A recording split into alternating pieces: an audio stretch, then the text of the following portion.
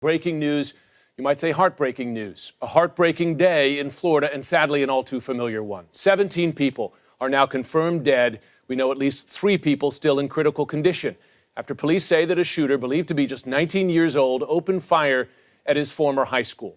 Over and over again this year, we have seen, heard, and reported on sad and harrowing scenes like this one.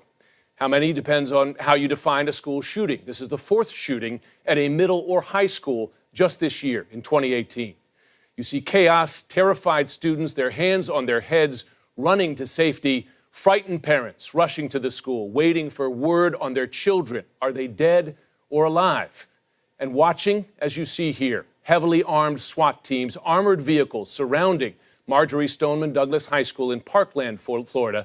According to students, it was about 2:30 in the afternoon, just 10 minutes before the end of the school day, when the fire alarm went off. And that, they say, is when the gunman began shooting.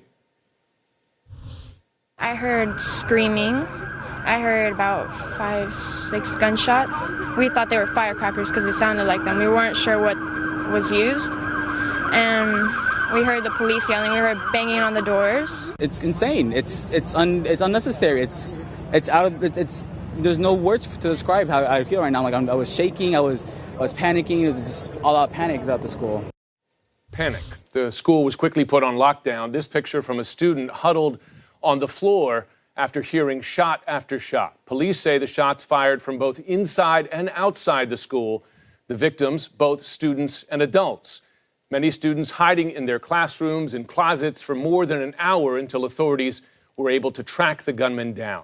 Law enforcement sources tell CNN the man that you see here is the suspected shooter, handcuffed in police custody. His name, Nikolas Cruz. We are told that he was taken without incident at the high school. President Trump tweeting shortly after, quote, "My prayers and condolences to the families and the victims of the terrible Florida shooting. No child, teacher, or anyone else should ever feel unsafe in an American school." It is the kind of official response we've heard after each of these deadly shootings. Rosa Flora is out front near the high school in Parkland, Florida. Rosa, what are you learning just in the last hour about what authorities know about the shooter and the shooting tonight? You know, at this hour, Jim, we're learning that a bomb squad is scouring through this school. Now, we've learned that the school is a very big building. It's got portable buildings as well. So they are doing this as a precautionary measure. Now, this is after 4 to 5 SWAT teams swept the entire building to make sure that the building was safe.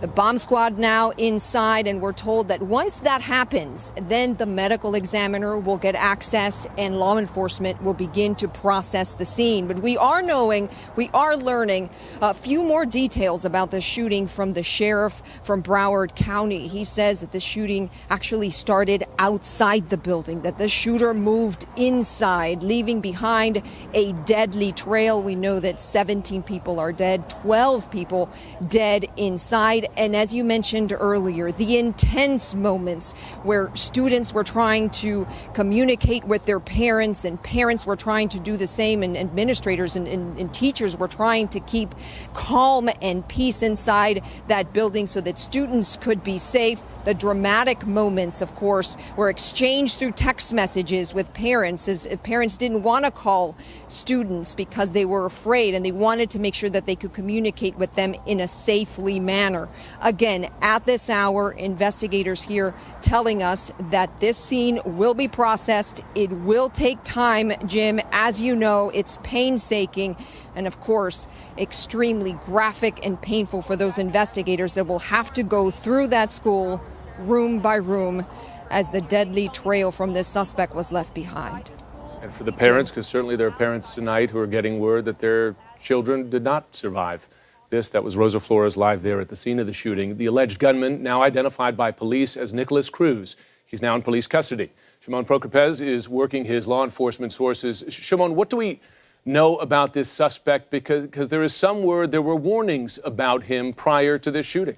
Yeah, that's exactly right. There were warnings, certainly from students who have talked to reporters at the scene who have said that they warned, that they knew that this would happen. They all talked about that he liked guns, this shooter. So he was well known, at least to the students. And the other thing here, we've actually learned a lot, Jim, when you think about it. In the press conference that the sheriff held, a short time ago, we learned that the shooter here, Nikolas Cruz, had an extensive social media presence. The sheriff didn't really go into a lot of detail about that social media his social media presence, but we learned that there were things on his social media that concerned them, and he sort of talked about that. We also have learned, obviously, his age. We learned that he was expelled from the school about a year ago or so for disciplinary problems. We don't know exactly what those issues are, and obviously there's still a lot of things we don't know, but these little things that we do now know from the police, from the sheriff, are going to be key in this investigation, and it's going to play an important part, and also has given us kind of a window into perhaps what was going on with this young man who seemingly, by all accounts, was known by two students at the school. So the question really now becomes is what people knew, when did they know it, and why didn't they report it? Because it certainly seems when his name was thrown around that he was possibly the shooter, people were not surprised. Shimon, we're also learning about the weapon, and sadly, the kind of weapon we see used so often in mass shootings like this.